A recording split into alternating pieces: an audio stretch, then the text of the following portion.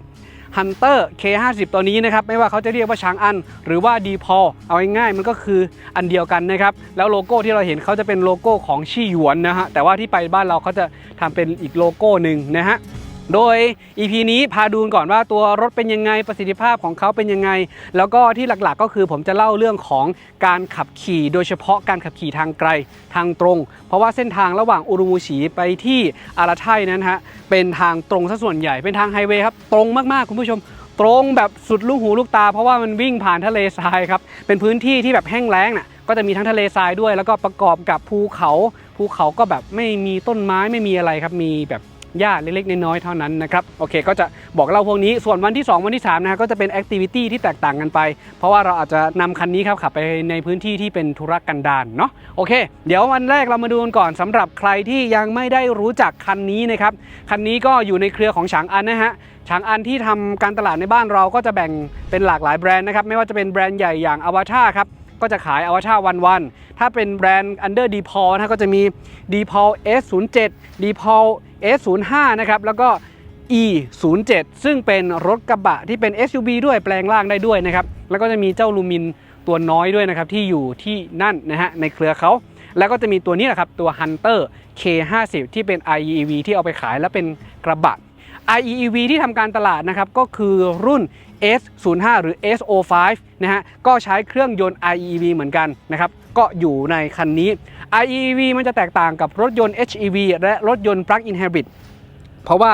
REEV ระบบขับเคลื่อนนั้นเขาจะเน้นโดยการนำมอเตอร์ใช้ในการขับนะครับแล้วตัวเครื่องยนต์นั้นใช้ในการปั่นไฟเท่านั้นนะครับสำหรับของคันนี้พาดูรอบคันกันก่อนตัวนี้ Hunter K50 รูปลักษณ์การดีไซน์เขาจะดีไซน์มีแรงบันดาลใจจากฉลามเป็นเหมือนนักล่านะครับพวกกระจังหน้าต่างๆให้ดูเป็นซีมเลสด้วยกันนะฮะมีช่องระบายอากาศมีโลโก้ตรงนี้มีกล้องหน้าโลโก้ที่เราเห็นจะเป็นโลโก้ของชี่หยวนหรือชื่อถ้าเป็นอินเตอร์เขาจะเรียกว่า Nevo นะฮะออกไปทำการตลาดในบ้านเราเขาจะใช้เป็นของแบรนด์ D-Pol แทนนะครับ แล้วก็จะมีพวกไฟ LED ครับเป็นไฟ Daytime Running Light มาพร้อมระบบไฟเมทริกด้วยนะฮะสามารถเปิดปิดสลับกันได้นะครับแล้วก็จะมีไฟที่อยู่ด้านล่างตรงนี้แล้วก็พวกกันชนต่างๆนะครับกระจังหน้าตรงนี้นะครับเขาจะดีไซน์สำหรับการไต่นะครับจะอยู่ที่29องศานะฮะเพื่อเวลาที่เราจะทำการขับไปในพื้นที่ที่ทุรกันดารนะครับก็จะไม่มีอุปสรรคกีดขวางนะครับตรงนี้มีที่ไว้สำหรับการดึงลากด้วยนะครับ2ฝั่งเลยนะฮะแล้วก็มาดูกันที่ล้อครับที่เขาให้มานะครับจะเป็นยางที่เป็นออโตเรนเลยตัวนี้เป็นยางของ Goodyear เห็นบอกว่าออกมาจากโรงงานก็เป็นแบบนี้เลยนะครับแล้วก็มีการตกแต่งแบบสีดำช่วงล่างด้านหน้าให้มาเป็นดับเบิลวิสโบนครับปีกนกแบบคู่ช่วงล่างด้านหลังเป็นมัลติลิงก์นะครับแล้วมุมตรงนี้นะครับก็อยู่ที่18องศานะครับระหว่างตัวล้อมาถึงที่เหยียบชานเท้าแล้วก็โซนด้านท้ายครับจะเป็นมุมนั้นอยู่ที่26องศาเขาจะมีบันไดชายข้างมาให้ด้วยนะครับสำหรับการที่จะขึ้นไปนะฮะแล้วอีกอย่างหนึ่งที่จะให้เห็นในคันนี้เขาจะมีไฟที่ส่องสว่างด้านหน้าด้วยนะเผื่อว่าใครเอาไปขับในตอนกลางคืนเดี๋ยวเราจะได้ขับในตอนกลางคืนด้วยเดี๋ยวจะดูว่าความสว่างนั้นเป็นอย่างไรนะครับกล้องรอบคันบายสปอร์ตวอร์นิ่งมีให้มือจับแบบปกติมีให้นะครับแล้วก็ด้านข้างตรงนี้เฟรมก็จะเล่นเป็นสีดำนะครับด้านหลังเองนะฮะก็จะมีพวกโลบาร์ต่างๆและในคันนี้ที่พวกเราใช้งานกันอยู่เนี่ยเขาจะมีตัวนี้ให้ด้วยที่ปิดสัมภาระด้านหลังนะครับส่วนฝั่งด้านซ้ายตัวนี้นะครับจะเป็นถังน้ำมันนะครับแล้วก็ล้อที่เขาให้มาครับความกว้าง265แล้วก็60ล้อ18นิ้วนะครับตรงนี้ขนาดเท่ากันเลยทั้งด้านหน้าแล้วก็ด้านหลังดอกยางเป็นออโตเรนตัวบอดี้ถ้าเราสังเกตดีๆตัวนี้ก็จะเป็นบอดี้ออนเฟรมก็คือเป็นเหมือนพวกกระบะทั่วๆไปนี่แหละครับเป็นกระบะแล้วก็มีตัวครอบขึ้นไปแต่ว่าช่วงล่างตัวนี้อย่างที่บอกครับด้านหลังเป็นอิสระมัลติลิงก์มันจะให้ความนุ่มนวลในการขับขี่นะครับบริเวณโซนท้ายที่เราก็จะเห็นก็คือจะมีโลโก้ของช้างอันนะฮะแต่ว่าคันที่อยู่บ้านเราเขาจะเป็นโลโก้ดีพอลที่เป็นแบบปั๊มนะฮะและมือจับประตูนะฮะที่เปิดตรงนี้ก็กดอย่างนี้แล้วก็เขาจะไหลออกมาแล้วก็จะมีช็อคอัพสำหรับการรองรับด้วยนะครับแล้วส่วนนี้ก็จะมีพวกส่วนลากจูงอะไรต่างๆนะครับมีให้บริเวณโซนท้ายตรงนี้นะฮะมีกันชนมาให้ด้วยมีสัญลักษณ์ K50 ส่วนด้านข้างขวาตรงนี้นะฮะตรงข้ามกันก็จะเป็นฝั่งของการชาร์จอย่างที่บอกครับคันนี้เป็นรถ IEV แน่นอนครับมีเครื่องยนต์มีมอเตอร์มีแบตเตอรี่เพราะว่าเขาจะทำงานประสานกันให้นึกถึงว่ามันคือรถยนต์ไฟฟ้าที่มาพร้อมเครื่องปั่นไฟนะครับสำหรับตัวนี้เองมาพร้อมแบตเตอรี่ขนาด31กิโลวัตต์ชั่วโมงครับคุณผู้ชมสามารถทำระยะทางได้สูงสุด131กิโลเมตร NEDC ต่อการชาร์จ1ครั้งนะครับแล้วก็รองรับ AC อยู่ที่ 6.6 DC อยู่ที่41กิโลวัตต์ครับแล้วสามารถชาร์จจาก 30% ไปถึง 80% ได้ในระยะเวลาเพียง30นาทีนะฮะอันนี้เป็นสเปคคร่าวๆที่พวกเราได้นะฮะส่วนเครื่องยนต์ที่เขามีให้มาเป็นเครื่องยนต์เบนซิน 2.0 ใช้สำหรับการปั่นไฟเท่านั้นโดยเครื่องยนต์ตัวนี้นะครับให้พละกำลัง140กิโลวัตต์และ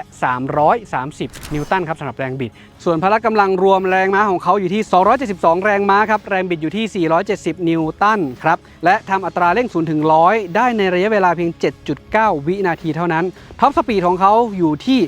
160กิโลเมตรต่อชั่วโมงครับและให้ระยะทางรวมถ้าหากว่าทั้งน้ำมันกับไฟฟ้ารวมกันนะครับจะอยู่ที่900กิโลเมตรครับอันนี้เป็นภาพรวม overall ที่ผมเล่าสเปคของคันนี้ให้ได้ฟังและเดี๋ยวต่อไปนะผมจะพาทุกคนไปบอกเล่านะฮะประสบการณ์ตอนที่พวกเราได้ขับขี่ในรถคันนี้ว่าพวกระบบช่วยขับการเก็บเสียงของคันนี้เป็นอย่างไรนะครับเพราะว่าเราได้ขับมาประมาณ400กว่ากิโลเมตรแล้วน่าจะได้ประสบการณ์ค่อนข้างเยอะเกี่ยวกับการขับขี่คันนี้ในระยะทางตรงครับ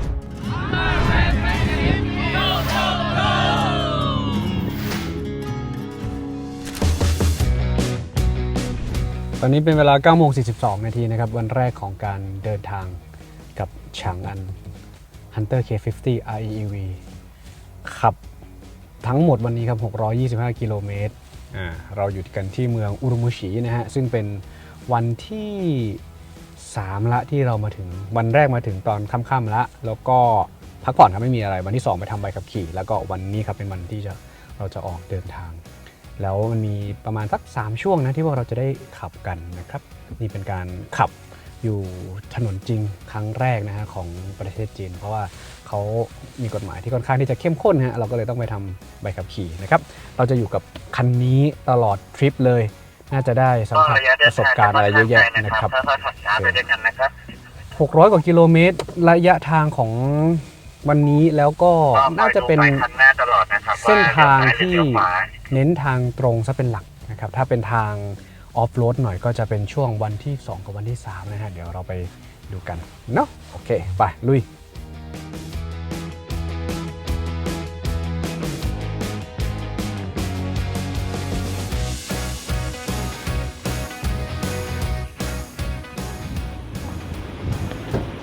ไปอุรุมุชิ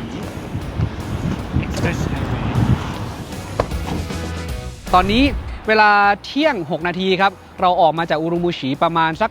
9:40 นะครับมาที่ก็สักราว2 ชั่วโมงกว่าๆนะครับก็มาพักอยู่ตรงนี้นะฮะซึ่งบริเวณข้างทางที่พวกเราขับมานะครับเป็นทางหลวงและเป็นเส้นทางที่จะตรงค่อนข้างยาวตรงเลยนะครับภายในตัวรถของเขาเองคันนี้เองนะฮะการเก็บเสียงผมว่าทำได้ค่อนข้างดีเลยนะแล้วก็ช่วงล่างถือว่าเป็นรถกระบะแต่ว่าให้ความนุ่มนวลคล้ายๆรถยนต์ SUV 2 ข้างทางที่ผมเห็นนะครับสังเกตได้เลยว่าจะเป็นพื้นที่ของทะเลทรายทั้ง2 ฝั่งเลยนะแล้วก็จะมีการปลูกคล้ายๆว่าปลูกพวกหญ้าครับพยายามที่จะทำให้ฟื้นสภาพของทะเลทรายให้กลับมาเขียวอีกครั้งหนึ่งระหว่างทางที่เราเห็นก็จะมีแบบนี้มาเรื่อยๆนะครับแล้วก็แน่นอนครับควบคู่กับการเดินทางมาระยะไกลเราก็ใช้ฟีเจอร์ Adaptive Cruise Control นะครับบวกกับ Intelligent Cruise Control ที่จะบังคับรถให้อยู่ในเลนแล้วบังคับพวงมาลัยด้วยควบคุมความเร็วด้วยทำให้เราขับขี่รถได้ง่ายขึ้นวันนี้เรายังเหลืออีกประมาณสัก500 กิโลเมตรเพราะว่าเราจะเดินทางทั้งหมดถึง600 กิโลเมตรเลยทีเดียวครับสำหรับวันนี้ยังมีทริปอีกยาวไกลครับเดี๋ยวเราไปกันต่อเลยครับ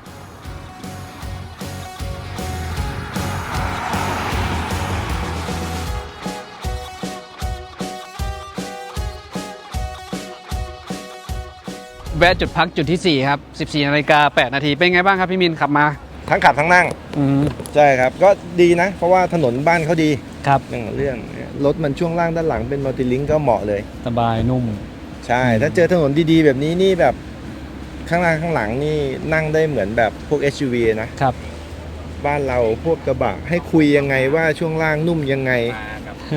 ก็ได้แค่คนขับ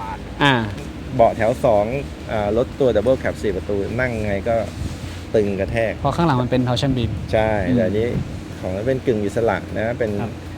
ป็นคาร์แต่ของเรานี่แบบว่าคือมันนอกจากมีเรื่องของมอเตอร์ไฟฟ้าแล้วเนี่ยมันมีตัวปีกนกด้วยไอตัว K50 เขาเนี่ยผมว่าจริงๆอ่ะเหมาะกับคนมีอายุแล้วรถเขามีอายุแล้วเราก็เริ่มมีอายุแล้วใช่ก็อย่างเงี้ยผมนั่งกับผู้บริหารเขาอ่ะเขาบาดเจ็บหลังมาจากการออกกำลังกายอายุยังไม่เยอะนะยังไม่40อย่างเงี้ยถ้าเกิดนั่งรถช่วงล่างเป็นแหนบนี่ได้เรื่องนะนั่งแบบยังกระสับกระส่ายเลยมันต้องแบบเนี่ยคนมีอายุเนี่ยกับคนที่แบบไม่แข็งแรงกล้ามเนื้อหลังหรือบาดเจ็บเดี๋ยวนี้เยอะพวกเป็นออฟฟิศซินโดรมอ่ะอยากใช้กระบะแต่ถ้าคุณไปนั่งกระบะนี่มันซ้ำเติมคุณนะทำให้น่วมขึ้นใช่แล้วผมว่ามันก็มี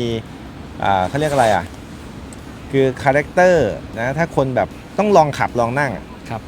บางคนก็บอกโหยุ้ยไม่ขับไม่มันเหมือนโตโยต้ายูสุฟอร์ดมันไม่มันอยู่แล้วพวกนั้นมัน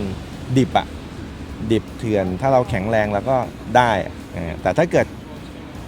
ไม่แข็งแรงคันนี้ได้ไหมก็ขับแล้วคิดถึงคนอื่นอะคนในบ้านนั่งด้วยอย่างเงี้ยเขาโอเคนั่งสบายใช่นั่งเหมือนรถ SUV เลยโอเคครับขอบคุณความเห็นจากพี่มินนะฮะจาก Drive Auto Box ไปรับชมกันได้นะครับเป็นหนึ่งในสื่อที่ร่วมทีมในรอบนี้นะครับสิ่งที่เราขับมาก็ไม่ได้แตกต่างจากพี่มินสักเท่าไหร่ครับในเรื่องของความรู้สึกในช่วงการขับขี่แต่ที่ผมเซอร์ไพรส์อย่างหนึ่งที่ขับมาเพราะว่าน่าจะเป็นการขับในจีนครั้งแรกและเราก็จะเห็นด่านครับด่านในบ้านเราปกติเราจะเห็นเป็นด่านลอยใช่ไหมอยู่ดีก็มีการตั้งนั่นโน่นนี่นะฮะแล้วก็จะบีบให้มันแคบๆหน่อยทำให้รถติดแต่ว่าที่นี่เลยครับเป็นด่านที่เขาแบบทำมาเหมือนเป็นช่องเก็บเงินทางด่วนอะเข้ามาแบบ4-5 ช่องเลยนะครับเขาก็จะบังคับให้รถทุกคันเข้ามาในบริเวณตรงจุดนั้นทำให้เราได้ใช้ใบขับขี่ที่พวกเราได้ทำมาเมื่อวานก็จะได้โชว์ให้ทางฝั่งของเจ้าหน้าที่เขาดูนะฮะอันนี้ก็จะเป็นการตรวจสอบอย่างหนึ่งผมว่าประเทศไทยน่าจะนำไปใช้งานกันนะไม่ต้องเป็นด่านลอยแหละคุณก็มาทำอย่างนี้เลยแล้วทุกคันวิ่งเข้ามาเลยถ้าใส่ระบบกล้องวงจรปิดเข้าไปนะครับตรวจสอบคือให้ระบบ AI ตรวจสอบปุ๊บรู้เลยว่าคันนี้ต่อทะเบียนหรือยังสวมทะเบียนหรือเปล่าอะไรอย่างเงี้ยผมว่าน่าจะดีนะครับมันจะเป็นมาตรฐานสแตนดาร์ดไปเลยนะครับโอเคจุดพักที่4ของเราก็ประมาณนี้ครับขับมาประมาณ300เกือบ40 กิโลเมตรละนะฮะแล้วเดี๋ยวเราค่อยจะไปพักจุดอื่นกันต่อ 14:12 นาทีแดดกำลังร้อนๆอยู่เลยนะฮะเดี๋ยวไปเข้าห้องน้ำกันแล้วไปจุดที่5ต่อครับ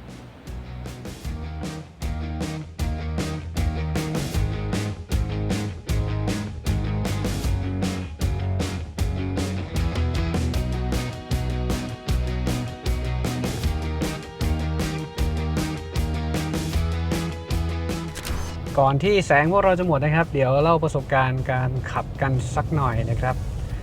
คันนี้ครับก็เป็นระบบขับเคลื่อน4ล้อก็ได้นะครับหรือเป็น2ล้อก็ได้เราสามารถปรับได้ให้เป็น 2H นะครับคือขับเคลื่อนล้อหลังได้อย่างเดียวหรือเป็นออโต้ก็ได้เขาจะจับเองว่าเขาจะใช้4ล้อหรือว่า2ล้อขึ้นอยู่กับรูปแบบการขับขี่แล้วก็คุณจะสามารถใช้โฟโลด้วยก็ได้โฟโลเรายังไม่ได้มีโอกาสใช้ครับเอาเป็นเรื่องของการขับทางไกลก่อนวันนี้ที่เราขับออกมาจากอุรุมุชินะฮะเพื่อที่จะเดินทางไปที่อาราไทนะครับก็มาถึงที่ตัวทะเลสาบอุนกูนะครับที่ผมไปยืนถ่ายรอบนอกนะครับเรื่องแรงม้าแรงบิดของคันนี้ต้องบอกว่าเพียงพอสำหรับการขับครับแน่นอนครับว่าด้วยความที่เป็นรถยนต์ IEV เขาจะเน้นการใช้พลังงานไฟฟ้าเป็นหลักแต่คันนี้เราสามารถตั้งค่าได้ว่าเราจะเอาพลังงานไฟฟ้าล้วนเลยไหมบังคับไฟฟ้าล้วนเลยหรือว่าจะตั้งให้เขาเป็นออโต้เขาออโต้ก็ทำได้นะครับหรือว่าเราจะเลือกเป็นฟูเอลเป็นหลักหรือที่เรียกว่าเอาน้ำมันมาเป็นหลักก็ได้เลือกเอาตามความเหมาะสมแต่ให้นึกถึงสภาพมันคือการขับรถยนต์ไฟฟ้าครับที่หากว่าต้องการพละกำลังเสริมขึ้นมาเขาก็จะนำเครื่องยนต์เข้ามาเสริมด้วยเขามาปั่นไฟด้วยเพราะเครื่องยนต์เนี่ยมันจะมีหลายสเตจที่จะปั่นไฟให้เราก็ได้นะครับปั่นไฟเพื่อเอาไฟเข้ามาถ้าไฟเหลือสามารถยัดเข้าแบตเตอรี่ก็ได้นะครับหรือว่าจะส่งตรงไปยังตัวมอเตอร์เลยก็ได้นะครับทางที่ผมขับมาครับแรงม้าแรงบิดผมบอกเลยมันเป็นทางตรงถ้าเร่งแซงอะไรก็สามารถทำได้อย่างมั่นใจนะครับเพราะว่าโหมดการขับขี่เขาก็จะมีให้เลือกตั้งแต่ normal นะฮะ eco แล้วก็ sport ด้วยแล้วมี custom เราเลือกได้นะว่าเราจะตั้งค่าอะไรแต่ว่าเรายังไม่ได้ใช้ custom หลักๆผมใช้ normal มาตลอดเลยทางที่ขับมาเป็นทางตรงครับเป็นทางตรงที่ตรงมากๆตรงแบบคือเอาง่ายว่าเหมือนคุณขับรถจากเชียงใหม่ไปกรุงเทพแบบไม่ต้องเลี้ยวซะเป็นส่วนใหญ่เพราะว่าด้วยความที่มันเป็นที่ราบสูงมันเป็นทางราบบนภูเขานะฮะดังนั้นระบบช่วยขับขี่ที่ผมใช้บ่อยๆเลยนะครับก็คือ Intelligent Cruise Control นะครับกดที่พวงมาลัยทางด้านซ้ายเพื่อที่จะทำให้รักษาความเร็วนะฮะเพราะที่นี่เขาก็เข้มงวดเรื่องความเร็วนะครับความเร็วในการขับบนถนนเนี่ยอย่างเช่น100ก็ต้อง120ก็ต้อง120 60ก็ต้อง60เพราะว่าถ้าเป็นรถของประเทศจีนเองเขาจะมีการตัดแต้มใบขับขี่ด้วยนะครับระบบIntelligent Cruise Control ที่ผมใช้งานมาช่วยได้เยอะมากๆแล้วก็ความแม่นยำถือว่าใช้ได้เลยนะครับคือเรียกได้ว่าช่วยผมประหยัดแรงในการขับมากๆการที่จะตามคันหน้านะฮะตามคันหน้าแล้วก็เบรกตามคันหน้านี้ทำได้ค่อนข้างเนียนแล้วก็เขาจะมีการเตือนเรื่อยๆนะเตือนเพื่อให้เราขยับพวงมาลัยอันนี้ถือว่าโอเคเลยเรื่องของช่วงล่างเป็นยังไงบ้างแน่นอนครับคันนี้ช่วงล่าง Double Wishbone ด้านหน้าแล้วก็Multi Link ด้านหลังมันเป็นกระบะที่ให้ความนุ่มนวลครับคือถ้าหากว่าเราเคยขับกระบะอย่างเช่นพวกกระบะตอนเดียวกระบะ4ตอนก็ตามนะในบ้านเราเนี่ยเรารู้สึกว่ามันจะมีความแข็งกระด้างใช่ไหมครับแต่ว่าคันนี้ให้ความนุ่มนวลนะฮะขับไปเรื่อยๆโดยเฉพาะถนนที่นี่นะถนนค่อนข้างดีจริงๆเพราะทางด่วนของเขาเป็นทางด่วนถนนลาดยางยาวๆเลยครับได้ความนุ่มนวลแล้วมันก็จะมีช่วงที่เราได้ขับตอนที่เราจะไปที่ตัวทะเลสาบนั่นแหละก็จะมีทั้งทางที่เป็นหินกรวดเป็นหินลอยเป็นหินลูกลอยเลยนะครับตัวนี้ก็จะได้ทดสอบระบบช่วงล่างอย่างเต็มที่เช่นเดียวกันก็จะเจอทั้งทางที่เป็นรอนระหว่างตัวหินกรวดตัวนั้นนะครับเราก็ต้องทำความเร็วหน่อยตัวนี้ก็จะเห็นได้ว่ารถก็ยังสามารถให้ความนุ่มนวลได้แต่เราต้องขับเร็วนะขับเร็วผมขับสักประมาณ50-60เนี่ย60เลยแล้วก็ไล่กรวดไปนะครับเพราะว่านี่คือรูปแบบของการขับเพื่อทำให้ในช่วงล่างมันจะทำงานเต็มที่ทำให้เราไม่แบบตกหลุมบ่อยมากเกินไปนะครับยังมีความสมูทให้ได้ถือว่าเป็นการทดสอบแล้วก็จะมีช่วงหนึ่งที่เวลาที่เราขับไปถนนลาดยางนี่แหละแล้วมันอาจจะมีหลุมครับเพราะว่าถนนมันไม่เรียบกันใช่ไหมฮะเราก็จะเห็นได้ว่าเวลาที่มันตกลงไปครับรถก็จะมีการซับมันจะมีการรีบาวสักประมาณ2รอบคืออันนี้คืออย่างเยอะนะเวลาที่เราขับมา 2-3 รอบไม่เกิน3รอบที่เราเห็นก็มันมีความนุ่มนวลมากกว่ารถกระบะที่ไม่ใช่ช่วงล่างมันติลิงก์แหละพวกคานพวกทอร์ชันบีมอะไรเงี้ยดังนั้นถ้าหากว่าคุณคิดว่าแบบช่วงล่างของคันนี้เป็นยังไงมันจะเหมือนคล้ายๆรถยนต์แบบประเภทพวก SUV ซะมากกว่านะครับส่วนเรื่องต่อมาเรื่องของการเก็บเสียงของคันนี้เนี่ย ต้องบอกว่าถือว่าเก็บได้ดีนะครับเพราะว่าเขาลดเสียงจากภายนอกเข้ามาได้ค่อนข้างเยอะและที่ความเร็ว100กิโลเมตรต่อชั่วโมงเนี่ยก็ทำได้อยู่ที่ประมาณ63เดซิเบลนะครับส่วนที่พวกเราขับเร็วๆมาเพราะว่าก็จะมีช่วงที่เราสามารถใช้ความเร็วได้สูงสุดถึง120กิโลเมตรอาจจะมีตอนเร่งแซงบ้าง130บ้างนะครับแต่ก็ยังอยู่ในความเร็ว average ของประเทศจีนผมเล่าให้ฟังอีกอย่างหนึ่งเป็นข้อมูลความรู้ใหม่คือเขาก็จะมีสปีดลิมิตให้เนาะปกติสปีดลิมิตเนี่ยมันก็จะวัดเป็นจุดๆอย่างเช่นจุดนี้80จุดนี้100จุดนี้120แต่ประเทศจีนก็อาจจะมีการวัดว่าสตาร์ทเริ่มต้นจากจุด A ไปยังจุด B ความเร็ว average ของคุณอะสมมติ average สูงสุดตั้งไว้ที่ลิมิต120ถ้าคุณยังทำไม่ถึงก็สามารถทำความเร็วให้มันเพิ่มขึ้นได้นะครับอาจจะมากกว่า120ก็ได้นะครับแต่ว่าทำให้ average นั้นไม่ถึง120ไม่งั้นเดี๋ยวจะมีปัญหานะฮะโอเคที่ผมจะสื่อคือตอนที่เราขับสักประมาณ120 130นะฮะมันก็จะมีเสียงลมอยู่บริเวณโซนนี้ก็เข้ามาบ้างนะครับนะอันนี้ก็บอกกันให้ได้ทราบกันแต่โดยรวม overall คือเก็บเสียงค่อนข้างที่ใช้ได้เลยทีเดียวความนุ่มนวลในห้องโดยสารที่พวกเราขับมาเนาะวัสดุต่างๆที่เขาให้ภายในเนี่ยก็จะเป็นพวกวัสดุหนังนุ่มนะฮะแผงประตูอะไรเงี้ยก็นุ่มหมดที่บางแขนก็นุ่มอยู่ด้านหลังพวงมาลัยอยู่ด้านบนแดชบอร์ดอะไรเงี้ยก็นุ่มให้มาค่อนข้างดีแล้วก็ปุ่มฟังก์ชันอะไรต่างๆสามารถใช้งานได้โดยเฉพาะพวกปุ่มแอร์นะเพิ่มพัดลมแอร์ลดพัดลมแอร์กดออโต้ไฟฉุกเฉินอะไรเงี้ยสามารถทำได้ง่ายๆผ่านตัวระบบปุ่มสัมผัสนะฮะปุ่มกดอยู่ตรงนี้เลยไม่ใช่แค่กดข้างในอยู่อย่างเดียวนะครับหลังคาก็เป็นหลังคาทึบนะครับก็ช่วยให้เรื่องจัดการความร้อนได้ค่อนข้างดีเลยทีเดียวนี่ก็เป็นวันแรกครับประสบการณ์ที่พวกเราได้ขับก็จะเน้นเรื่องของการตัวช่วยการขับขี่การเร่งการเบรกอะไรอย่างนี้มากกว่าเรื่องของการเบรกผมว่าก็ใช้ได้เลยมันไม่มีอาการจึ๊กๆนะฮะมันเขาเรียกว่าเบรกไม่ตื้นสักเท่าไหร่ก็สามารถเบรกได้อย่างมั่นใจสำหรับตัวนี้นะครับส่วนการกินพลังงานนะครับตอนที่เราออกมาจากอุรุมูชินะครับสตาร์ทเริ่มต้นแบตเตอรี่ก็จัดมาเต็มๆ1ชาร์จของเขาได้131กิโลเมตรต่อการชาร์จคือรูปแบบของเขาจะตั้งเป็นออโตเมติกซะมากกว่านะครับแล้ว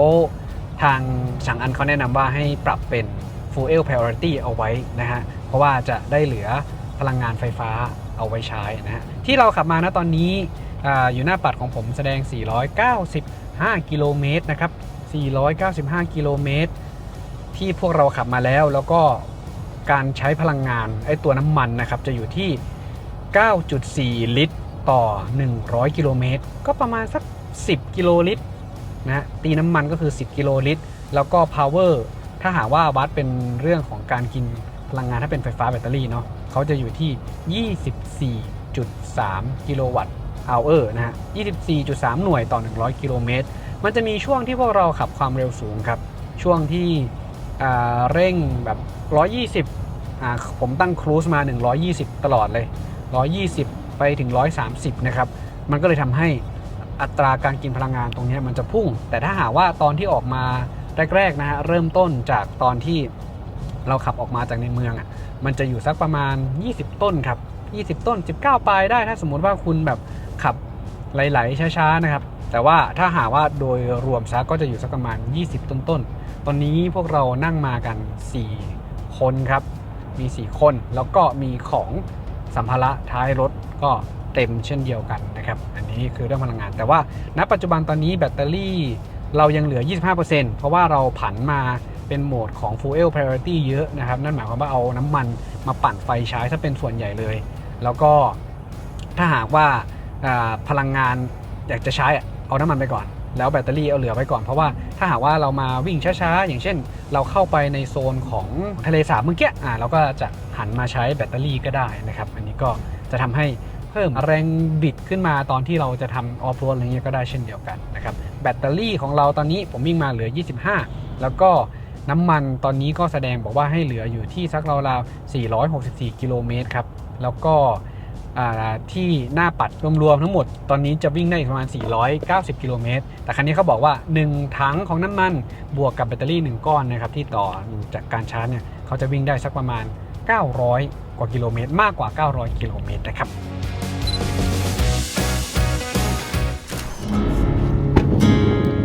นี่ก็เป็นประสบการณ์วันแรกนะครับกับฉางอัน Hunter K50 IEV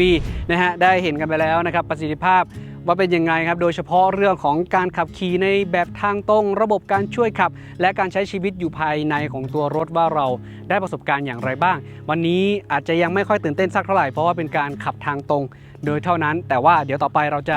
ไปดูกันในวันถัดไปนะครับว่าประสิทธิภาพการเรื่องของออฟโรดกันบ้างเพราะว่าคันนี้เป็นขับเคลื่อน4ล้อได้ด้วยนะฮะเขา